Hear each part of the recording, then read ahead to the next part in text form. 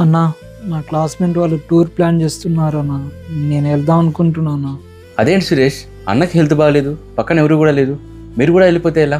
It's okay Suresh, వెళ్ళిరండి, పర్లేదు, I can handle. సరే అన్న, థ్యాంక్ యూ. అదేంటన్నా అలా పంపించావు? ఇప్పుడు మీరున్న సిచ్యువేషన్లో మీతో ఒక మనిషి ఉండడం అవసరం.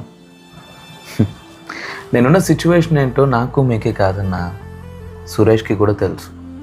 ఒకవేళ అతనికి నాతో ఉండాలి, నన్ను చూసుకోవాలనే మనసు ఉంటే నన్ను టూర్కి వెళ్ళమంటారా అని అడిగేవాడు కాదు.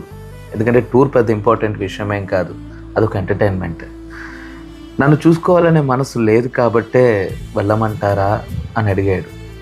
ఇప్పుడు నన్ను చూసుకోవాలి అన్న మనసు లేనివాడు నాతో ఉండటం వల్ల ప్రయోజనం ఏంటి చెప్పండి? అతను వెళ్ళిపోతే అతను కోరుకున్న ఆనందమైన అతనికి దొరుకుతుంది కదా. అలాగే పరిచర్యలో నేను అందరినీ ఎంకరేజ్ చేయను. పరిచర్య పట్ల సరైన సమర్పణ, దానికోసం ప్రాణం పెట్టే మనసున్నటువంటి వ్యక్తుల్ని మాత్రమే నేను ఎంకరేజ్ చేస్తుంటాను. ఎందుకంటే మనస్సు లేని వారు చేసే పని ఏంటి అని అంటే, పరిస్థితులు బాగాలేనప్పుడు పరిచర్యను పక్కన పెట్టేస్తారు. వారి భారం పోతుంది, వారి బాధ్యతను విడిచిపెడతారు.